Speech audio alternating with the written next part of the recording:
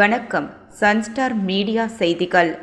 ஆட்சியாளர்களை பார்த்து ஆளுநர் மிரளுவதாகவும், நாங்கள் எதிர்பார்த்தது கைலாசநாதன், ஆனால் அவரோ கைலாஸ் நாதனாக மாறிவிட்டதாக குற்றம் சாட்டிய ஆளுங்கட்சி எம்எல்ஏ அரசுக்கு எதிராக திடீர் போர்க்கொடி தூக்கியுள்ள சம்பவம் புதுச்சேரி அரசியலில் பெரும் பரபரப்பை ஏற்படுத்தியுள்ளது.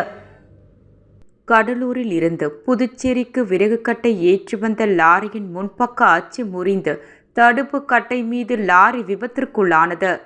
கரூர் சம்பவத்தை அதிமுக பொதுச் செயலாளர் எடப்பாடி பழனிசாமி அரசியலாக்கி வருவதாக ஜெகத் ரட்சகன் எம்பி குற்றம் சாட்டியுள்ளார். ராஜ்பவன் தொகுதியில் தீபாவளி பண்டிகையை ஒட்டி காங்கிரஸ் கட்சி மாநில செயலாளர் குமரன் தலைமையில் வீடு வீடாக சென்று பரிசு பொருட்கள் வழங்கப்பட்டது. புதுச்சேரியில் திராவிட முன்னேற்றக் கழகம் சார்பில் உடன்பிறப்பே வா பரப்புரையின் கீழ் உறுப்பினர் சேர்க்கை துவக்க விழா இன்று நடைபெற்றது. புதுச்சேரி லாஸ்பேட்டை, பெத்துச்செட்டிப்பேட்டை, கொல்லிமேடு பகுதியில் இரவு நேரங்களில் போலீசார் ரோந்து பணியில் ஈடுபட வேண்டும் என்றும், அப்படி இல்லாத பட்சத்தில் காவல் நிலையத்தை முற்றுகையிட்டு போராட்டத்தில் ஈடுபட போவதாக சட்டமன்ற உறுப்பினர் வைத்தியநாதன் எச்சரித்து உள்ளார். இனி விரிவான செய்திகள். ஆட்சியாளர்களை பார்த்து ஆளுநர் மிரளுவதாகவும், நாங்கள் எதிர்பார்த்தது கைலாசநாதன், ஆனால் அவரோ கைலாஸ் நாதனாக மாறிவிட்டதாக குற்றம் சாட்டிய ஆளுங்கட்சி எம்எல்ஏ அரசுக்கு எதிராக திடீர் போர்க்கொடி தூக்கியுள்ள சம்பவம் புதுச்சேரி அரசியலில் பெரும் பரபரப்பை ஏற்படுத்தியுள்ளது. புதுச்சேரியில் பாஜக என்ஆர் காங்கிரஸ் கூட்டணி அரசு நடைபெற்று வருகிறது. ஆட்சியில் அங்கம் வகிக்கும் பாஜக முன்னாள் அமைச்சர் சாய் சரவணகுமார் புதுச்சேரி அரசின் நடவடிக்கைகளை கண்டித்து சட்டசபை முன்பு தர்ணா போராட்டத்தில் ஈடுபட போவதாக தகவல் வெளியானது. இதனை அறிந்த கட்சி மேலிடம் சாய் சரவணகுமாரிடம் கேட்டுக்கொண்டதன் பேரில் அவர் போராட்டத்தை தவிர்த்து சட்டசபை வெளியே செய்தியாளர்களை சந்தித்தார். அப்போது பேசிய அவர், பாஜக கூட்டணி ஆட்சி நடைபெறும் புதுச்சேரியில் பிரதமர் நரேந்திர மோடியின் 2 கண்களையும் குத்தி பார்க்கின்ற நடவடிக்கை தொடர்ந்து நடைபெற்று வருவதாகவும், RSS சிந்தனை உள்ள வலிமையான பாஜகவை குழி தோண்டி புதைக்கும் வேலைகள் நடைபெற்று வருவதாக குற்றம் சாட்டினார். ஆளும் அரசியலில் உள்ள 16 சட்டமன்ற உறுப்பினர்களின் 4 பேர் ஆதி திராவிட இனத்தை சேர்ந்தவர்கள். அவர்களை ஒதுக்கி வைத்துவிட்டு அமைச்சரவை நடத்துவது ஜனநாயகத்தை கேலி கூத்தாக்கும் செயல். ஆதி திராவிடர்களுக்கு அமைச்சரவையில் இடம் மறுக்கப்படுவது என்பது ஜனநாயகத்திற்கு ஆபத்தானது என்று சுட்டிக்காட்டினார். நல்ல மனசு உள்ளவர்களிடம் ஆட்சி இருந்தால் அது நல்லாட்சியாக இருக்கும், இல்லை என்றால் அது காசு பார்க்கும் ஆட்சியாகத்தான் இருக்கும், மனதை பார்க்கிற ஆட்சியாக இருக்காது என்று தெரிவித்த சாய் சரவணகுமார், நரேந்திர மோடி உத்தரவின் பேரில் நான் ராஜினாமா செய்தேன். அமைச்சர் பதவி ஜான்குமாருக்கு வழங்கப்பட்டது. ஆனால் அமைச்சர் பதவி வழங்கப்பட்டு பல மாதங்கள் ஆகியும் இதுவரை இலாக்கா ஒதுக்கப்படவில்லை. இலாக்கா ஒதுக்காமல் இருப்பது ஜான்குமாருக்கு அசிங்கமில்லையா? பாரதிய ஜனதா கட்சிக்குத்தான் அசிங்கம் என்று குற்றம் சாட்டினார். புதுச்சேரியில் தினம் தினம் கொலைகள் நடக்கிறது. இந்த கொலைகள் எதற்காக நடக்கிறது என்று தெரியாமலேயே கொலைகள் நடக்கிறது. சட்ட ஒழுங்கை பாதுகாக்க வேண்டிய உள்துறை அமைச்சர் இதையெல்லாம் கண்டு கொள்ளாமல் உல்லாச பயணம் சென்று கொண்டிருப்பதாக விமர்சனம் செய்த சாய் சரவணகுமார், கல்வித்துறையில் இயக்குனர் பதவி காலியாக 100 நாட்களாகிறது. இதுவரை ஒரு இயக்குனர் அங்கு நியமிக்கப்படவில்லை என்று குறிப்பிட்டார். புதுச்சேரியில் உள்ள ஆளுநர் ஆட்சியாளர்களை பார்த்து மிரளுகிறார். பிரதமர் நரேந்திர மோடியிடம் நாங்கள் கைலாசநாதனை கேட்டோம், ஆனால் இவரோ கைலாஸ் நாதனாக மாறிவிட்டார். கவர்னர் என்பவர் மக்களுக்காக பணி செய்ய வேண்டும், தைரியமான நடவடிக்கைகளில் ஈடுபட வேண்டுமென்று ஆளுநரை விளாசிய சாய் சரவணகுமார், தனது தொகுதியில் பள்ளி கல்லூரி அருகிலேயே ரெஸ்டோ பார்கள் இயங்கி வருகிறது, அதை கூட தடுக்க முடியவில்லை. ஆனால் இது குறித்து புகார் அளித்தால் என்னிடமே அறிக்கை கேட்கின்றார்.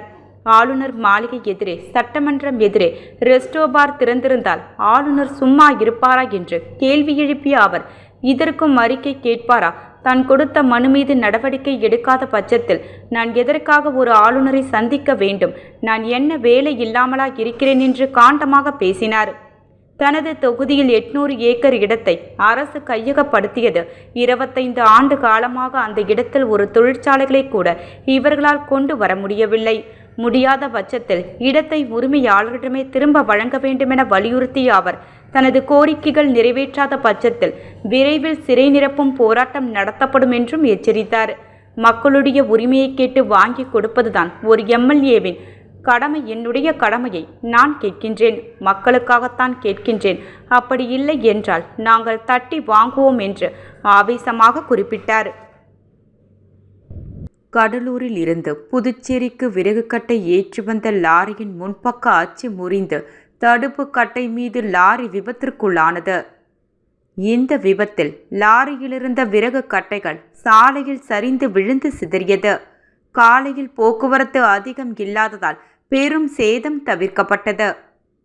கடலூரில் இருந்து விறகு கட்டைகளை ஏற்றிக்கொண்டு வந்த லாரி நேற்று காலை புதுச்சேரி நோக்கி வந்து கொண்டிருந்தது. தவளக்குப்பம் அடுத்த இடையார்பாளையம் அருகே வந்தபோது பின்னால் வந்த அரசு பேருந்துக்கு வழி கொடுக்கும் விதமாக ஓட்டுநர் லாரியை ஓரமாக திருப்பியுள்ளார். அப்பொழுது லாரியின் முன்பக்க அச்சு திடீரென முறிந்ததில் நிலை தடுமாறிய லாரி சாலையின் நடுவே உள்ள தடுப்பு கட்டையின் மீது பயங்கரமாக மோதி விபத்திற்குள்ளானது. இந்த விபத்தில் லாரியில் ஏற்றிக்கொண்டு வந்த விறகு கட்டைகள் சாலையில் நாலாபுரமும் சரிந்து விழுந்து சிதறியது. காலை நேரம் என்பதால் லாரியின் பின்னால் எந்த வாகனமும் வராத நிலையில் பெரும் அசம்பாவிதமும் உயிர் சேதமும் தவிர்க்கப்பட்டது. இந்த விபத்தால் புதுச்சேரி கடலூர் சாலையில் கடுமையான போக்குவரத்து பாதிப்பு ஏற்பட்டது. இதுகுறித்து தகவல் அறிந்த சம்பவ இடத்திற்கு வந்த போக்குவரத்து போலீசார் சாலையில் சிதறி கிடந்த விறகு கட்டைகளை ஜேசிபி இயந்திரம் மூலம் அப்புறப்படுத்தி போக்குவரத்தை சரி செய்தனர். இதுகுறித்து வழக்கு பதிவு செய்த போலீசார் விபத்து ஏற்பட்டது குறித்து விசாரித்து வருகின்றனர். கரூர் சம்பவத்தை அதிமுக பொதுச் செயலாளர் எடப்பாடி பழனிசாமி அரசியலாக்கி வருவதாக ஜெகத் ரட்சகன் எம்பி குற்றம் சாட்டியுள்ளார். புதுச்சேரியின் மண் மொழி மனம் காக்க திமுக சார்பில் உடன்பிறப்பே வா பரப்புரை நிகழ்வு மற்றும் 30 சட்டமன்ற தொகுதிகளிலும் குறைந்தபட்ச 30% வாக்குகளை உறுப்பினர்களாக சேர்க்கை நிகழ்வு புதுச்சேரி திமுக மாநில அமைப்பாளர் சிவா தலைமையில் நடைபெற்றது.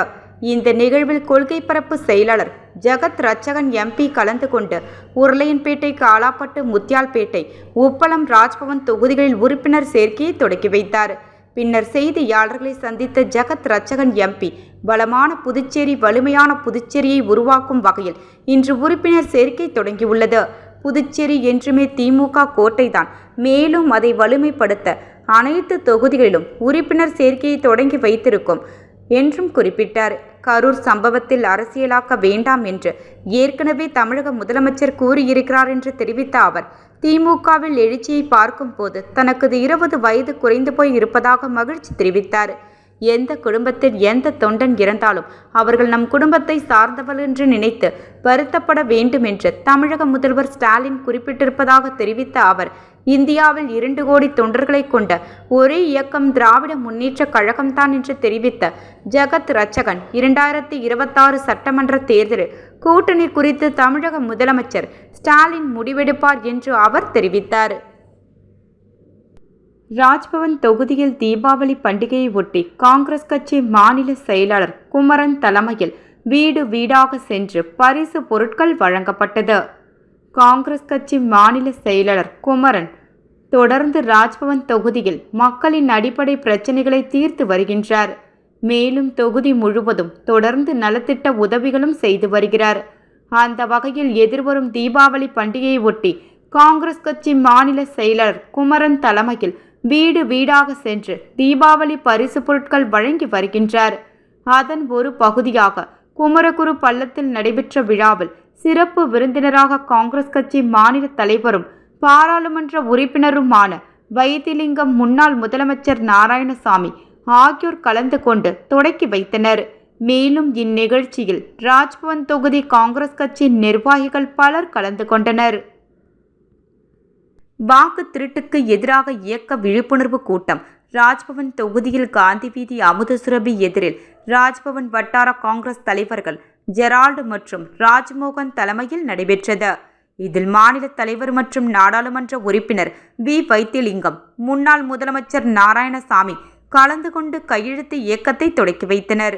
உடன் திரு RKR ஆனந்தராமன், முன்னாள் துணை சபாநாயகர் MNR பாலன், முன்னாள் அமைச்சர் பெத்த பெருமாள், கிழக்கு மாவட்ட தலைவர் R. வேல்முருகன், ராஜ்பவன் பொறுப்பாளர் திரு MS மருதுபாண்டியன், பொது செயலாளர்கள் தனுசு, ரகுமான், மகிழா தலைவி நிஷா மற்றும் குமரன், முத்து குமாரசுவாமி மற்றும் நிர்வாகிகள் கலந்து கொண்டு ராஜ்பவன் தொகுதியில் உள்ள வாக்காளர்களிடம் கொண்டு சென்று சுமார் 5000 நபர்களிடம் கையெழுத்து பெற வேண்டும் என்று உறுதியெடுத்துக் கொள்ளப்பட்டது. புதுச்சேரியில் திராவிட முன்னேற்றக் கழகம் சார்பில் உடன்பிறப்பே வா பரப்புரையின் கீழ் உறுப்பினர் சேர்க்கை துவக்க விழா இன்று நடைபெற்றது.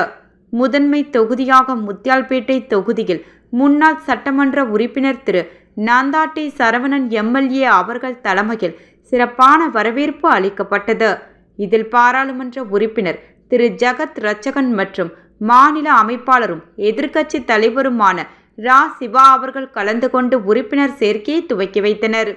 இந்நிகழ்வில் சட்டமன்ற உறுப்பினர்கள் AMH Nazim, P Anibal Kennedy, R Senthilkumar, L Sampathkumar, Naga Thiyagarajan, முன்னாள் சபாநாயகர் ஜி பழனியராஜா மற்றும் மாநில கழக செயலாளர்கள், நிர்வாகிகள், தொகுதி கழக நிர்வாகிகள், அனைத்து அணிகளின் பொறுப்பாளர்கள், தலைமை செயற்குழு, பொதுக்குழு உறுப்பினர்கள், திரளான கழக உடன்பிறப்புகள் கலந்து கொண்டனர். இணையவழி கடன் செயலில் கடன் பெற்று ஏமாந்து 400க்கும் மேற்பட்ட புகாரில் 2 கோடி வரை இழந்துள்ள பொதுமக்கள். புதுச்சேரி சைபர் கிரைம் போலீஸ் எச்சரிக்கை. சமூக வலைதளங்களான Instagram, Facebook, WhatsApp, YouTube, ShareChat போன்றவையில் உடனடியாக கடன் தருவதாக பல விளம்பரங்கள் வந்த வண்ணம் உள்ளது. நீங்கள் உடனடியாக கடன் பெறுவதற்கு அச்செயலியை உங்கள் தொலைபேசியில் பதிவிறக்கம் செய்து கடன் பெற்றால் இணையவழி குற்றவாளிகள் நீங்கள் பதிவிறக்கம் செய்த செயலி மூலம் உங்களுடைய புகைப்படம் மற்றும் தொலைபேசி எண்களை திருடி விடுவார்கள்.